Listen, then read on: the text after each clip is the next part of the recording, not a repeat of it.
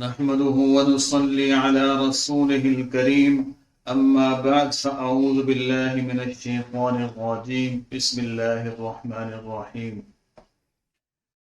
ولقد خلقنا الإنسان من سلالة من طين ثم جعلناه نطفة في قرار مكين ثم خلقنا النطفة علقة فخلقنا العلقة مضغة فخلقنا المضغة عظاما فكسونا العظام لحما. معزز اطباء کرام، اساتذان گرامی اور میرے ہم مکتب ساتھیوں، السلام علیکم ورحمۃ اللہ وبرکاتہ. استاد محترم جناب حکیم عبدالحکیم صاحب رحمۃ اللہ علیہ فرماتے تھے ان آیات مبارکہ کو تلاوت فرمانے کے بعد کہ ان آیات میں اللہ رب العزت نے 6 طرح کی مٹی کا ذکر کیا ہے، یعنی 6 طرح کے درجات کا ذکر کیا ہے.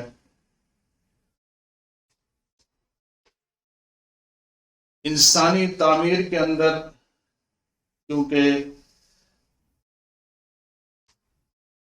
ہڈی کا عمل دخل ہے، اس میں 6 طرح کی ہڈی کے 6 طرح کے درجات اور مراحل کا ذکر ہے. یعنی ہڈی 6 مراحل طے کرنے کے بعد مکمل ہوتی ہے، اور پھر اللہ رب العزت فرماتے ہیں فَكَسَوْنَا الْعِظَامَ لَحْمًا، یعنی جب ہڈی تیار ہو جاتی ہے اپنے چھٹے مرحلے میں جا کر، تو پھر اس سے اللہ رب العزت گوشت کو اگاتے ہیں، اس پر گوشت کو چڑھاتے ہیں. اس کی مثال استاد محترم جناب حکیم عبدالحکیم صاحب رحمۃ اللہ علیہ اس طرح فرمایا کرتے تھے کہ جیسے زمین کی تیاری کے بعد اس کے اوپر گھاس پھوس اگتی ہے، اسی طرح گوشت ہڈیوں سے اگتا ہے. یعنی مادر رحم میں حمل ٹھہرنے کے بعد جب حمل ٹھہر جاتا ہے، اس کے بعد کچھ وقت کے بعد، کچھ لمحات، کچھ اوقات گزرنے کے بعد اس ہڈی پیدا ہوتی ہے. اس ہڈی سے پھر گوشت اس طرح اگتا ہے جیسے گھاس اگتی ہے، ہم اپنی آنکھوں سے. میڈیکل سائنس ہمیں یہ کہتی ہے کہ ماں کے پیٹ کے اندر جب حمل ٹھہر جاتا ہے تو سب سے پہلے نقطہ قلب لگتا ہے، اور پھر اس کے بعد جدید آلات سے انہوں نے دیکھا کہ ایک نہیں 3 نقطے لگتے ہیں. اب میڈیکل سائنس کہتی ہے سب سے پہلے نقطہ قلب لگتا ہے یا 3 نقطے لگتے ہیں، جبکہ اللہ رب العزت قرآن مجید میں ارشاد فرما رہے ہیں کہ سب سے پہلے ہڈی بنتی ہے. اب اس ہڈی کے بننے کے بعد گوشت کی، عضلے کی، مسل کی، عضلات کی باری آتی ہے جو کہ اسی ہڈی سے ہی اگتے ہیں. پہلے ہڈی بنتی ہے، پھر اس کے بعد اس ہڈی پر گوشت کو چڑھایا جاتا ہے، گوشت کو پیدا فرمایا جاتا ہے. تو میڈیکل سائنس کو ہڈی کیوں نظر نہیں آ رہی؟ موجود تو ہے. اللہ رب العزت فرما رہے ہیں میں نے پہلے ہڈی کو پیدا فرمایا، اس کے بعد گوشت کو چڑھایا. تو میڈیکل کہتی ہے کہ نہیں، پہلے نقطہ قلب لگتا ہے. تو اس پر استاد محترم جناب حکیم عبدالحکیم صاحب رحمۃ اللہ علیہ ایک بات فرمایا کرتے تھے. استاد جی فرماتے تھے رحمۃ اللہ علیہ کہ جب ہڈی تیار ہوتی ہے تو اس انداز کی ہوتی ہے جیسے ٹرانسپیرنٹ ہوتی ہے، شیشے کی طرح ٹرانسپیرنٹ کوئی چیز ہو جس کے آر پار کراس کر لیا جائے، نگاہ کراس ہو جاتی ہے. تو ان کے جدید آلات بھی ان ٹرانسپیرنٹ ہڈی کو دیکھنے سے قاصر ہیں. جب اس پر عضلات کا عمل دخل شروع ہوتا ہے، گوشت کی پیدائش ہوتی ہے، عضلے کی پیدائش ہوتی ہے، تو عضلے کی پیدائش ہی ان کو سب سے پہلے ظاہر ہوتی ہے اور نظر آتی ہے. یہ کہتے ہیں سب سے پہلے نقطہ قلب لگتا ہے. تو اس آیت مبارکہ سے استاد جی فرماتے تھے رحمۃ اللہ علیہ کہ سب سے پہلے ہڈی بنتی ہے، پھر ہڈی کے اوپر اللہ رب العزت گوشت کو چڑھاتے ہیں یا گوشت پیدا فرماتے ہیں. پھر اس گوشت کے بعد نظامات کی ترتیب ہے، جیسے ایک وائرنگ کی جاتی ہے کہ آمد و رفت کے نظامات ہیں جسے غدد اور غشاء مخاطی کا نظام کہا جاتا ہے، پھر اس کے اوپر جلد اور اعصاب کی تہ چڑھائی جاتی ہے، تاکہ اللہ رب العزت کیا فرماتے ہیں کہ میں نے انسان کو ایسا بنایا ہے کہ احسن تقویم کے الفاظ استعمال فرمائے ہیں کہ ایسا خوبصورت بنایا ہے کہ اس جیسی خوبصورت چیز کی مثال نہیں۔ اس خوبصورتی کو بنانے کے لیے اللہ رب العزت نے اس ہڈی کے ڈھانچے کو، جس کا ذکر اس آیت مبارکہ میں ہے، اس ہڈی کے ڈھانچے کو اگر آپ کے سامنے ڈھانچہ آ جائے تو کیا صورتحال ہوگی آپ سمجھ سکتے ہیں۔ تو اللہ نے اس کی خوبصورتی کو قائم فرمانے کے لیے اس پر گوشت چڑھایا، پھر پورے نظامات کا ترتیب اختیار فرمائی، اور پھر اس کو مزید خوبصورتی کے لیے اس کے اوپر جلد اور اعصاب کی ترتیب اختیار فرما دی۔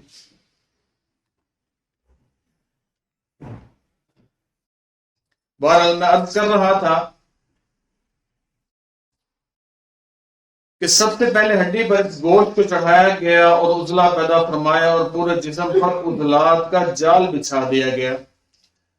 حضرت صابر ملتانی رحمۃ اللہ علیہ فرماتے ہیں کہ جہاں بھی عضلات ہوں گے ان کا ایک کام، موٹا کام جو ہمیں سمجھانے کے لیے فرما دے کہ عضلات کا کام ہے حرکت کرنا۔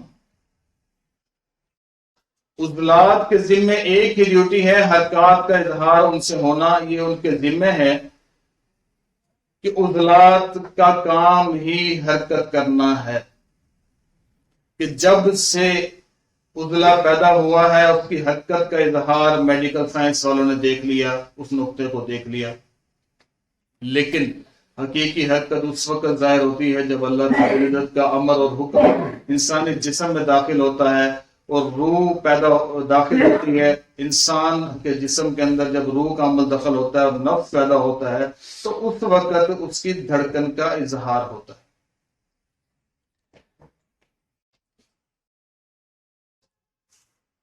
اب عضلات ہمارے پاس دو طرح کے ہیں، عضلات ارادی کے نام سے ہیں، ہمارے طبی لینگویج میں ہم دیکھتے ہیں کہ عضلات ارادی یعنی ہم اپنے ارادے سے ان کو حرکت دے سکتے ہیں، جیسے میں ہاتھ ہلا رہا ہوں، سر ہلا رہا ہوں، اٹھ رہا ہوں، بیٹھ رہا ہوں، چل رہا ہوں، یہ عضلات ارادی ہیں۔ اور اللہ رب العزت نے کثیر تعداد میں ایسے عضلات جس میں انسان کے اندر پیدا فرمائے ہیں جو کہ ارادے کے بغیر اپنے کام سر انجام دے رہے ہیں، اپنی حرکات، اپنے افعال سر انجام دے رہے ہیں، ان کو عضلات غیر ارادی طب مفرد اعضاء کے اندر فرمایا گیا ہے۔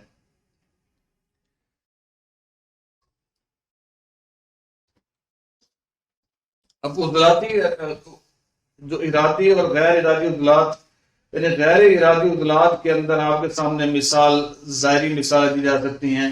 سب سے پہلے تو دل ایسا ہے جو روح داخل ہوتے وقت ہی اس کی ورکنگ شروع ہوئی ہے، اور جب تک اللہ رب العزت کا حکم ہوگا یہ اپنا کام کرتا رہے گا۔ پھر پھیپھڑے ہیں، معدہ ہے، معدہ بھی آپ کے سامنے ہی ہے کہ ہمارا ٹوٹلی نظام انہضام، غذا کا نظام، ہم جو کھاتے ہیں، ہمیں بھوک لگنے کا احساس جو ہوتا ہے، بھوک کی کمی کا احساس ہوتا ہے، یا غذا ہم لیتے ہیں اس کو ڈائجسٹ کرنے کا، اس کو ہضم کرنے کا نظام اللہ رب العزت نے معدے کے ذریعے لیا، اور یہ بھی غیر ارادی افعال سر انجام دینے والے عضلات ہیں۔ اب ہم آتے ہیں پھیپھڑوں کی طرف، یہ بھی غیر ارادی یعنی ایسے عضلات ہیں جو ہمارے ارادے سے نہیں چل رہے، اللہ رب العزت نے ان کے ذمے غیر ارادی حرکات کو تفویض فرما دیا، متعین فرما دیا۔ اب اس کے افعال کیا ہیں کہ پھیپھڑوں کے اندر کیا کیا افعال سر انجام دیے جا رہے ہیں، جن میں سے چند ایک میں عرض کر دیتا ہوں۔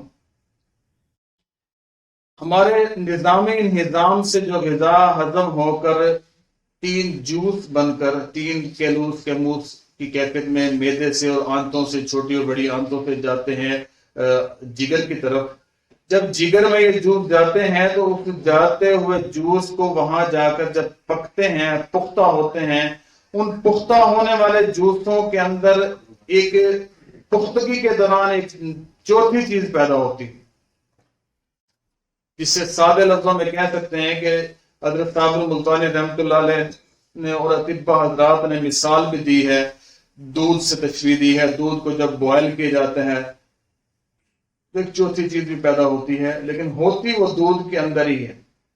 یعنی دودھ، تین چیزیں جگر کے اندر گئیں، چوتھی چیز ان کے کیمیاوی تعامل سے پیدا ہوئی، جس سے ہم کہہ سکتے ہیں کہ ایک جلن پیدا ہوئی، یا ایک ایسا تیسرا مادہ پیدا ہوا، یا سیاہی پیدا ہوئی. تو جب وہ چیز پیدا ہوئی تو اب یہ چار ہو گئے. جب یہ چار چیزیں پیدا ہو کر ورید کے ذریعے، اب یہ خون کے مراحل میں آیا، چار چیزیں پیدا ہو کر جب ورید میں آئیں، ورید کے ذریعے دل کے دائیں عضو میں اور پھر بطن میں، بطن سے پھر یہ جاتے ہیں پھیپھڑوں کی طرف.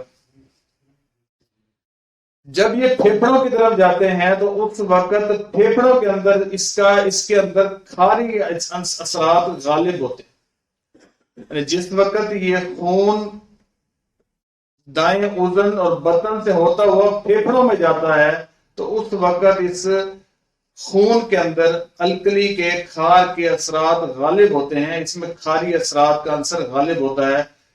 اب ہم سانس لیتے ہیں، اس سانس کے اندر سے جو ہوا ہمارے پھیپھڑوں میں جاتی ہے، ادھر سے آیا ہوا جو خون ہے اور ادھر سے گئی ہوئی جو ہوا ہے، جو سانس ہے، اس سانس کے ساتھ کیمیاوی رد عمل ہوتا ہے، کیمیاوی ری ایکشن ہوتا ہے.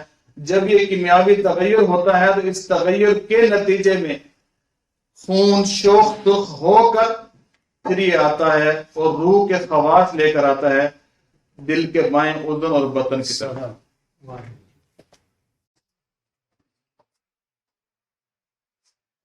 ٹھیک ہو گئی. ایک بات تو یہ عرض کر دی، باقی انشاءاللہ میں آگے عرض کرتا ہوں کہ دل پھیپھڑوں کا ایک فنکشن یہ ہے کہ جو خون آیا ہے اس کے اندر مین پختگی کا، جب تک وہ پختگی پھیپھڑوں میں جا کر نہیں ہوگی تب تک وہ پختہ اور صالح خون نہیں بنے گا، اس میں روح کے خواص نہیں ہوں گے.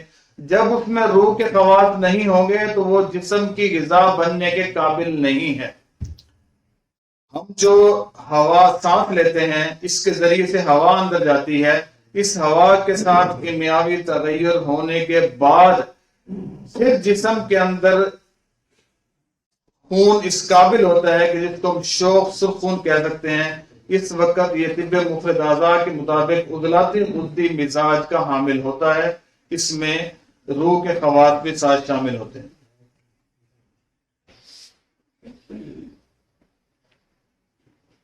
پھیپھڑوں کے حوالے سے کیونکہ موضوع میرا ہے آج نظام تنفس کے حوالے سے تھوڑا سا اس طرف آتا ہوں. میں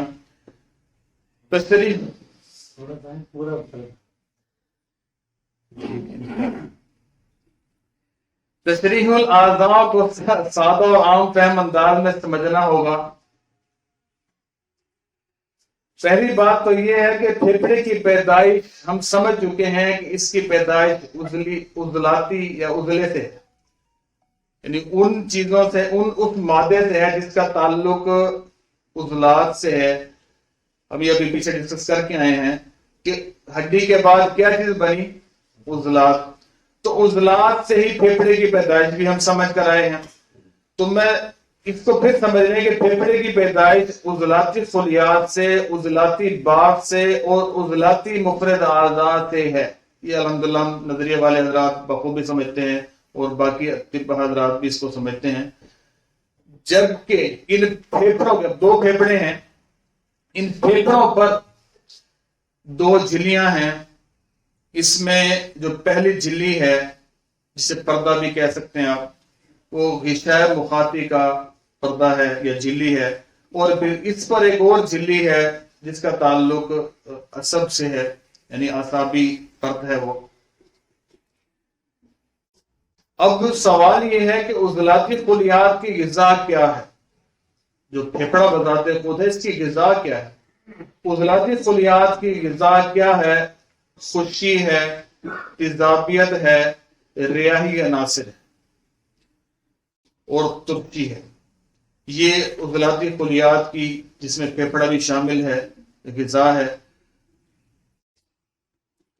جب یہ ترکی، خشکی یا ریاحی عناصر، ہوائی عناصر جب خلط بنتی ہے اخلاط میں منتقل ہوتے ہیں. ہم نے جب غذا کھائی ہے یہ اخلاط میں منتقل ہوئے ہیں. تو حضرت صابر ملتانی رحمۃ اللہ علیہ نے لکھا ہے کہ اس غذا سے اس کے استعمال سے خلط ریح پیدا ہوتی ہے. ترشی لینے سے، تیزابیت والی غذا لینے سے، اور ریاحی غذا لینے سے، خشکی والی غذا لینے سے، وہ ہم سمجھتے ہیں کہ کون سی ہوتی ہے، خلط ریاح پیدا ہوتی ہے. اور خون میں ریاح کی مقدار اور جسم میں عضلات کی حرکات بڑھ جاتی ہیں. اب آپ سمجھ رہے ہوں گے کہ عضلات کی حرکات کیوں بڑھ رہی ہیں، کہ ہم یہ سمجھ کر آئے ہیں کہ عضلات کا کام ہی حرکت کرنا ہے. یہ حضرت صابر ملتانی رحمۃ اللہ علیہ فرما رہے ہیں کہ عضلات کی حرکات بھی بڑھ جاتی ہیں، خون میں ریاح اور خشکی اور تیزابیت بڑھ جاتی ہے. لفظ ریاح پر ایک ابہام پیدا ہوتا ہے. اس سے توجہ اکثر و بیشتر اطباء حضرات مثال پیش فرما دیتے ہیں کہ یار معدے کے اندر بھی تو ریاح بنتی ہے. میرے بھائی یہ معدے کی ریاح کی بات نہیں ہو رہی، خون کی ریاح کی بات ہو رہی ہے. حضرت صابر ملتانی رحمۃ اللہ علیہ جس جگہ پر یہ بات فرما رہے ہیں وہاں خلط ریاح کے ساتھ عضلات کو جوڑا ہے، خلط صفرا کے ساتھ جگر کو جوڑا ہے، اور خلط بلغم کے ساتھ رطوبت کو جوڑا ہے، تری کو جوڑا ہے یا دماغ کو جوڑا ہے. اس وزن کو جب دیکھیں گے تو خلط دو چیزوں کو جوڑنا ہمیں سمجھ آ رہا ہے کہ خلط صفرا کے ساتھ جگر کی بات ہو رہی ہے اور خون کی بات ہو رہی ہے. خلط بلغم کی بات جب آتی ہے تو دماغ کی بات ہو رہی ہے اور خون کی بات ہو رہی ہے. جب خلط ریاح حضرت صابر ملتانی رحمۃ اللہ علیہ نے لکھا ہے تو وہاں ہم فوراً معدے میں چلے جاتے ہیں. وہاں خون سے کیوں نکل جاتے ہیں؟ اس کا مطلب یہ ہوا کہ حضرت صابر ملتانی رحمۃ اللہ علیہ بتانا یہ چاہ رہے ہیں کہ خلط ریاح خون کے اندر بڑھ جاتی ہے، جیسے خلط صفرا خون میں بڑھتی ہے، خلط بلغم خون میں بڑھتی ہے، اسی طرح خلط ریاح خون میں جب بڑھتی ہے تو جسم کے اندر تیزابیت بھی بڑھ جاتی ہے، ریاح بھی بڑھ جاتے ہیں، اور عضلات کی حرکات بھی بڑھ جاتی ہیں. ٹھیک ہو گئے جی؟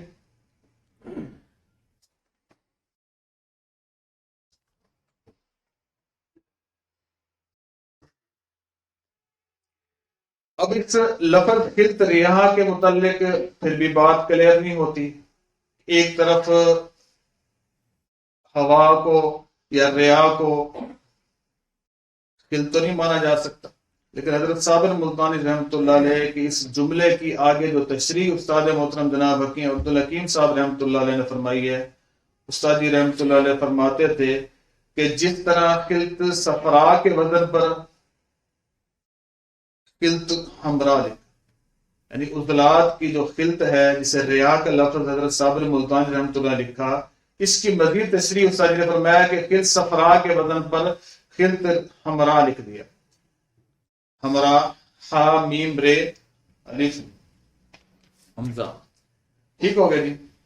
تھوڑی سی تشریح میں عرض کر دیتا ہوں پھیپڑے کے حوالے سے، کہ بات تمہید کے طور پر کچھ عرض کر دی تاکہ خاکہ ذہن میں رہے کہ عضلات کا یا مسلس کا یا پھیپڑوں کا کام کیا ہے، وہ حرکات کرنا ہے.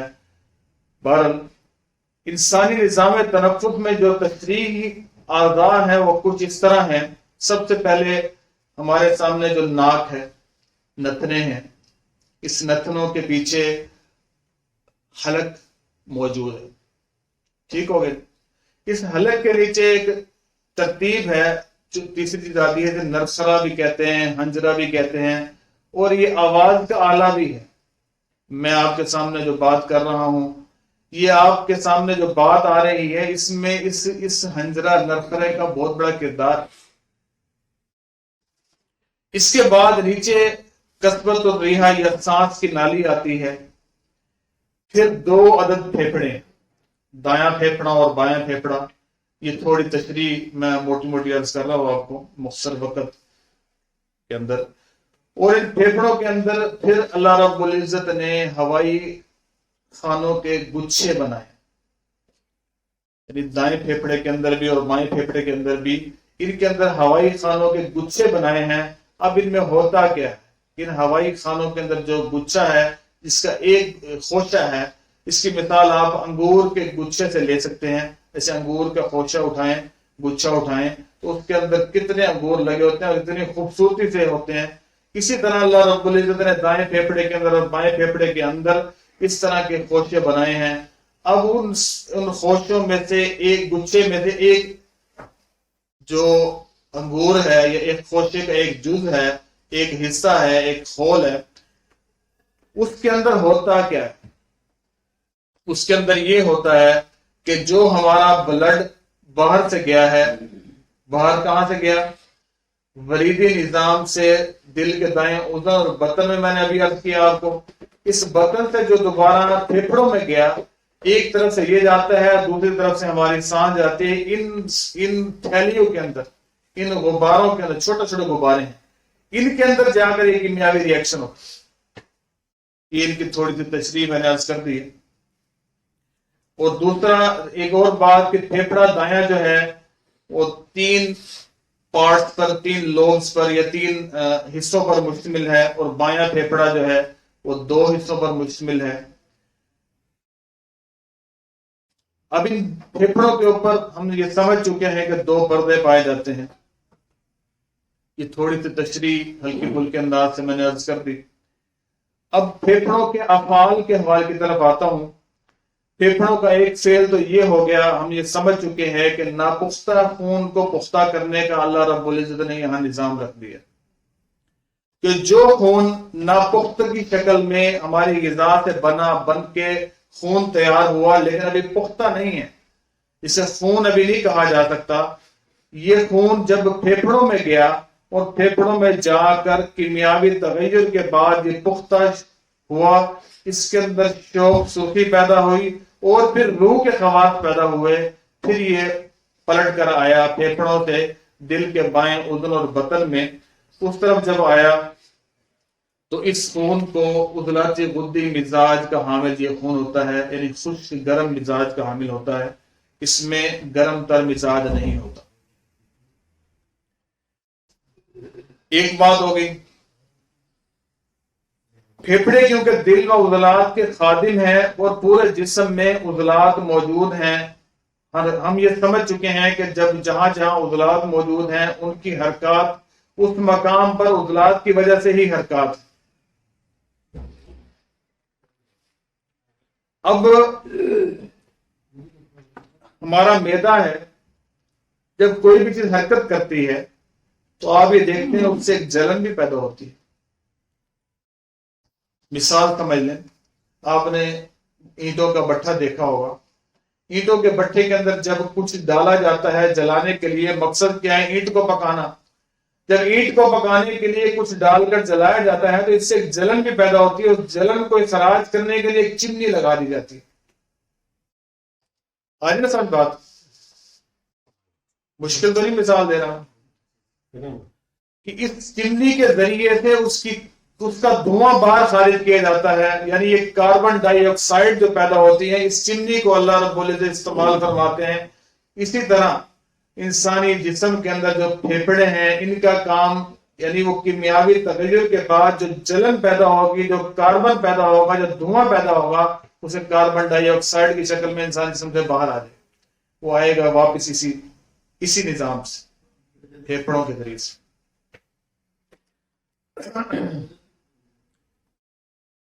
اب ہم نے یہ سمجھ لیا کہ دل کے دائیں طرف، دل کو ہم نے پھیپھڑوں کو ہم نے سمجھ لیا کہ یہ عضلات پر مشتمل ہے، یعنی عضلاتی خلیات سے مل کر بنے ہیں. جبکہ ہم دیکھتے ہیں کہ دائیں طرف پھیپھڑے پر سردی کے اثرات بھی ہیں اور خشکی کے اثرات بھی ہیں، اور مشاہدے میں یہ آتا ہے کہ بائیں طرف جو پھیپھڑا ہے اس پر حرارت کے اثرات ہیں، جسے طب قدیم نے بھی وضاحت کی ہے. ذات الریحہ کے الفاظ ہیں اور ذات الجنوب کے الفاظ ہیں. اب یہ وضاحت ہوتی ہے کہ دائیں طرف جو اثرات منتقل ہوتے ہیں وہ سردی اور خشکی کے ہیں، اور بائیں طرف جو اثرات آتے ہیں، بائیں پھیپھڑے پر جو اثرات آتے ہیں وہ حرارت کے.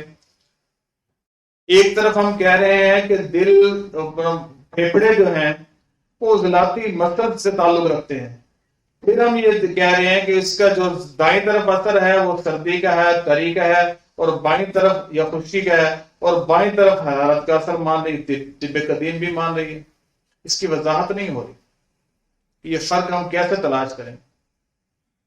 تو قربان جائیں حضرت صابر ملتانی رحمۃ اللہ علیہ پر، جن کا امت مسلمہ پر ایک بہت بڑا احسان بالعموم ہے اور اطباء حضرات پر بالخصوص ہے۔ اللہ پاک ان کی قبر مبارک کو روشن فرمائیں اور ان پر رحمت خاصہ نازل فرمائیں، اور ان کے جو جانشین ہیں ان پر بھی اپنی ان کی قبر و قبور پر بھی اپنی رحمت خاصہ نازل فرمائیں، جن کے ذریعے سے ہم تک یہ بات چلی آ رہی ہے۔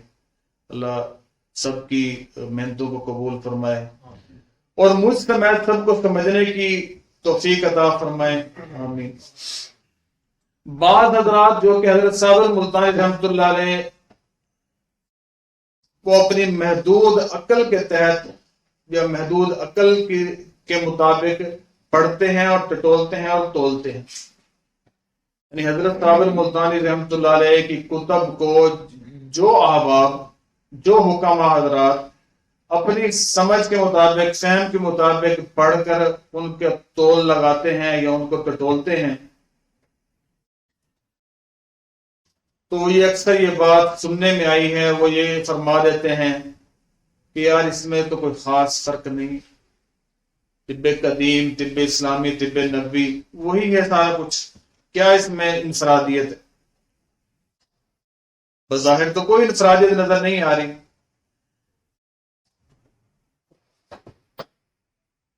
اب اس بات کو سمجھنے کے لیے استاد محترم جناب حکیم عبدالحکیم صاحب ثانی صابر ملتانی رحمۃ اللہ علیہ اور جانشین حضرت صابر ملتانی رحمۃ اللہ علیہ ساری زندگی ایک بات فرمایا کرتے تھے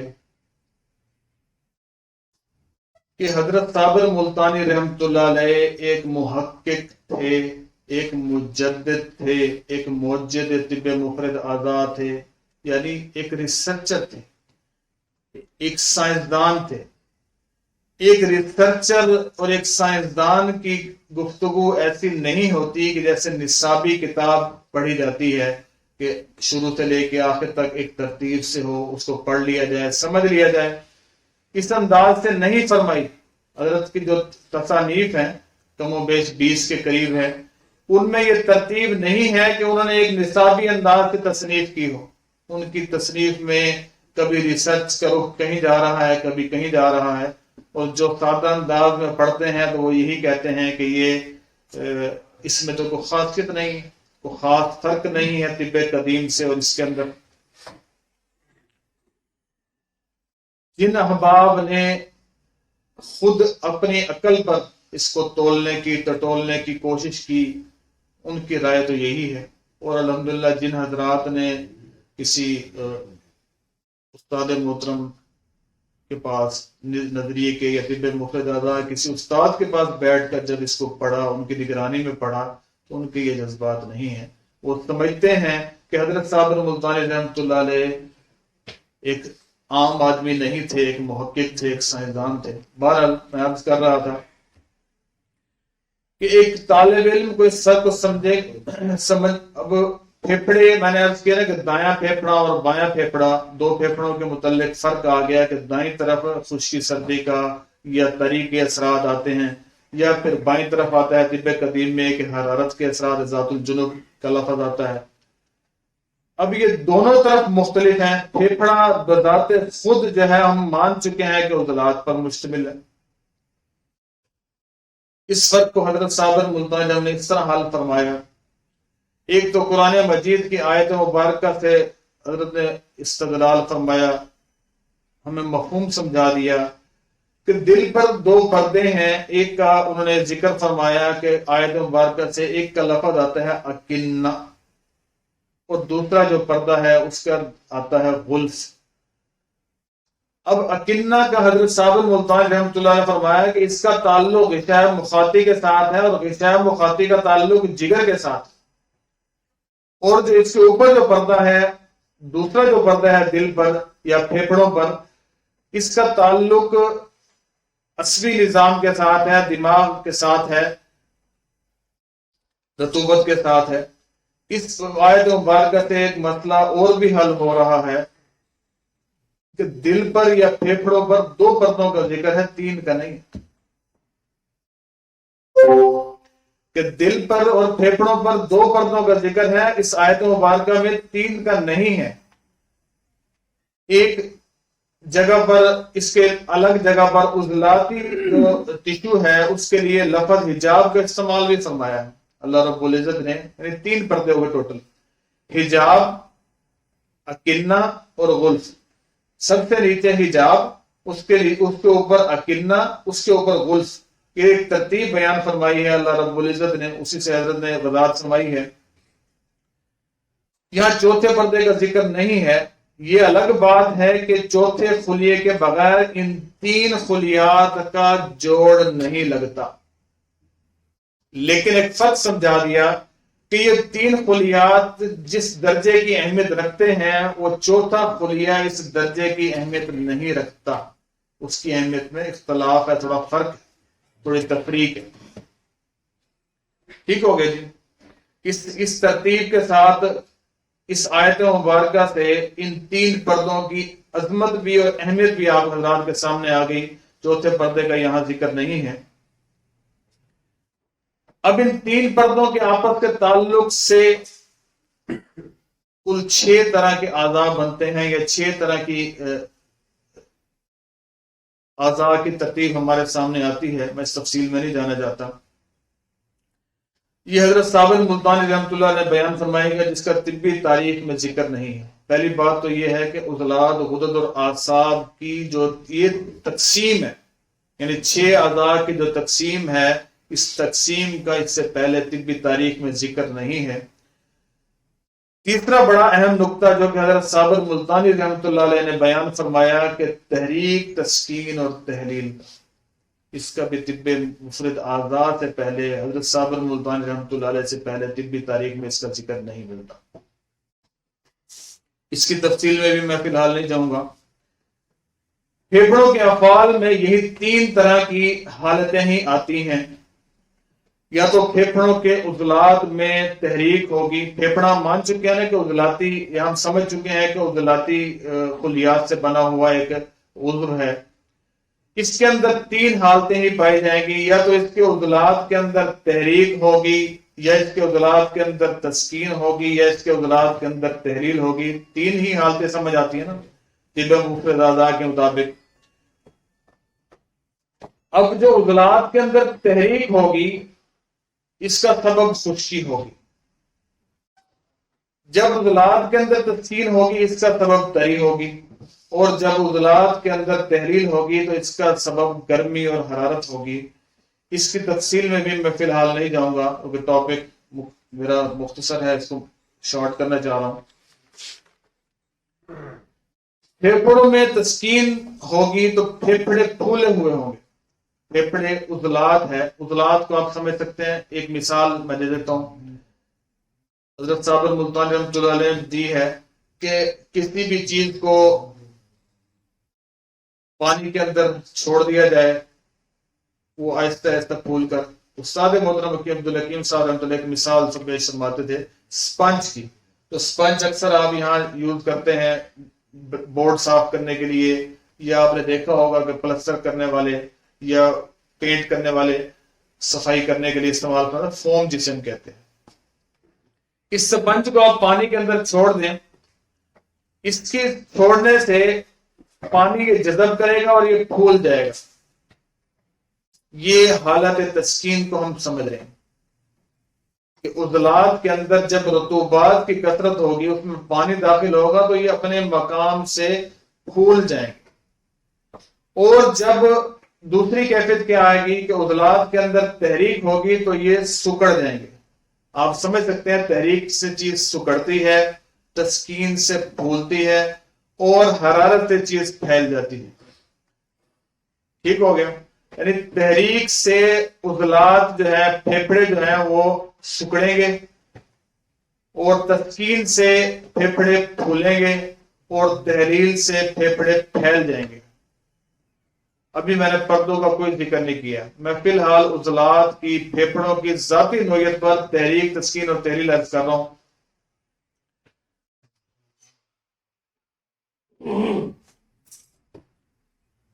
اس میں جب پھیپھڑوں میں تحریک ہوگی تو ہم یہ سمجھ چکے ہیں کہ پھیپھڑے کے اندر سکیڑ کی کیفیت آئے گی. خلیات جو عضلاتی ہیں، جو عضلاتی ٹشوز ہیں، ان کے اندر سکیڑ پایا جائے گا. کہ اس وقت ہوگا جب اس میں تحریک آئے گی. اور جب تحریک آئے گی اس وقت کیا ہوگا؟ اس وقت سانس لینے میں، یعنی ایک عمل یہ ہے کہ ہم سانس لیتے ہیں اور باہر کاربن ڈائی آکسائڈ خارج کرتے ہیں. دونوں صورتوں میں سانس لیتے ہیں اور خارج کرتے ہیں. تازہ ہوا اندر لے کے جاتے ہیں اور فاسد ہوا کو باہر نکالتے ہیں. یہی ترتیب ہے نا ہمارے ان پھیپھڑوں کی.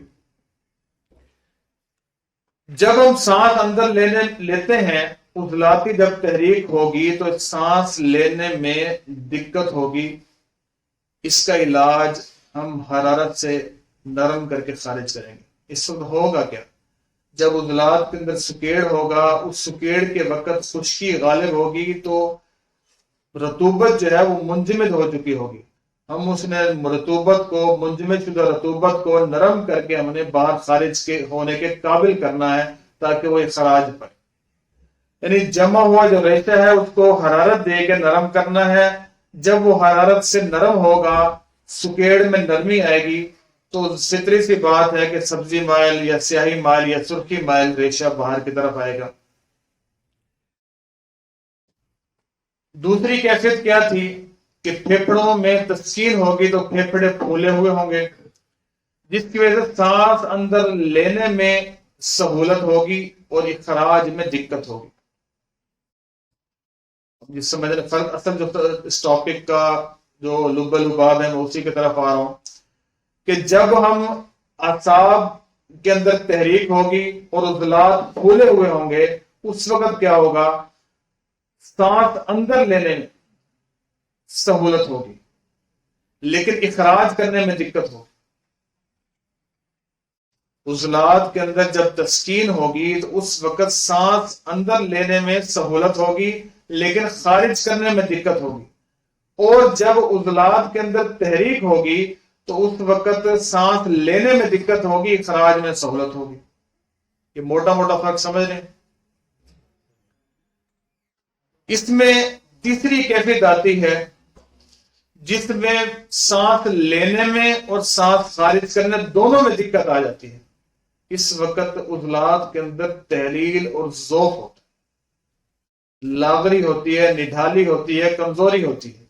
جب عضلات کے اندر نڈھالی، کمزوری اور ذوف ہوگا تو اس کی ورکنگ کے اندر وہ بالکل کمزوری ہوگی. اس وقت نہ سانس لینے میں سہولت ہوگی نہ سانس خارج کرنے میں سہولت ہوگی. ٹھیک ہو گیا؟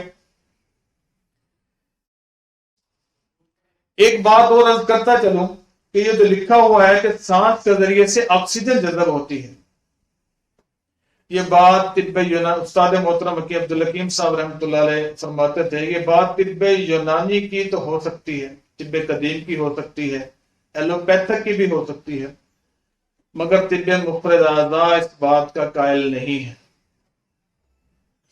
کہ طب مفرد اعضاء ہوا کا مزاج خشک اور کاربن مانتا ہے.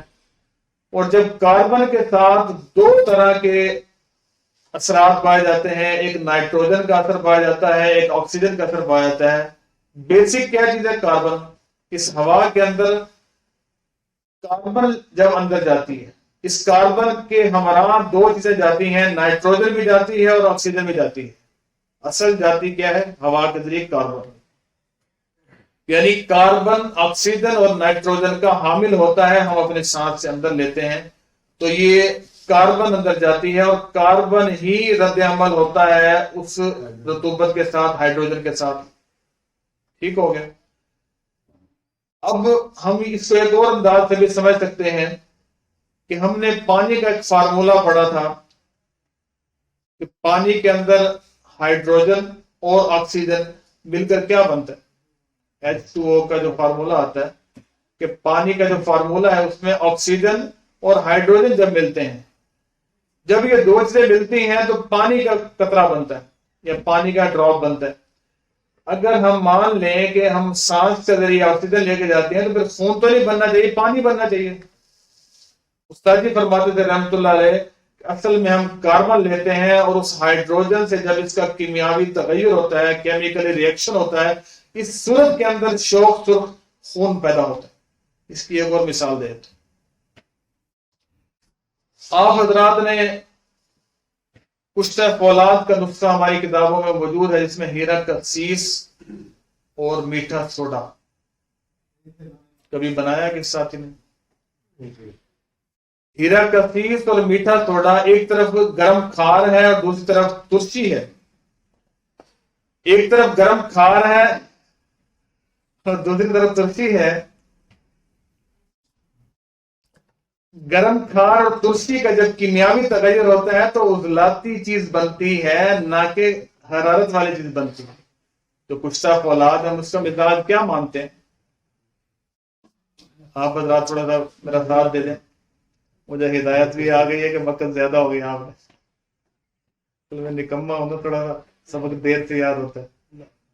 تو عرض یہ کرنا مقصد ہے کہ اس کھار اور ترشی کے ملنے سے کاربن کے اندر ترشی پائی جاتی ہے، ہائیڈروجن کے اندر رطوبت کے اندر ہائیڈروجن پایا جاتا ہے۔ اب یہ دونوں کے کیمیاوی تغیر سے ہی شوق سرخ فولاد تیار ہوتا ہے، شوق سرخ خون تیار ہوتا ہے، جس کا مزاج عضلاتی غدی خشک گرم ہوتا ہے، وہ تیار ہو کے بائیں طرف آتا ہے، نہ کہ گرم تر ہو۔ ایک وضاحت اس گفتگو میں ایک غلط فہمی اور پیدا ہو سکتی ہے کہ اس کی وضاحت کر گیا ہوں کہ اخلاط 3 ہیں کہ یہ 4 ہیں۔ میں اس کی وضاحت عرض کر گیا ہوں کہ 3 اخلاط کہاں سے جاتی ہیں؟ معدے اور آنتوں سے۔ جب وہ جگر میں پختہ ہوتی ہیں تو وہاں چوتھی خلط پیدا ہوتی ہے، اور یہ چوتھی خلط ان 3 خلطوں کو جوڑ کر خون کی شکل میں منتقل کرتی ہے، تو یہ خون وریدوں میں آتا ہے، لیکن ہوتا یہ نامکمل ہے، ناپختہ ہے، اس کو خون نہیں کہا جاتا۔